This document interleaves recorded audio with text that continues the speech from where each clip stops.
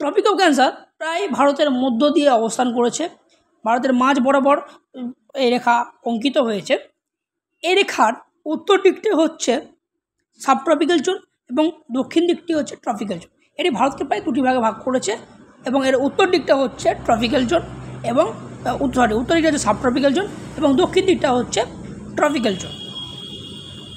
আচ্ছা, ট্রপিক্যাল মানে হচ্ছে ক্রান্তীয় জলবায়ু এবং সাবট্রপিক্যাল মানে হচ্ছে উপক্রান্ত জলবায়ু, অর্থাৎ ভারতকে উপক্রান্তীয় জলবায়ুর দেশও বলা হয়।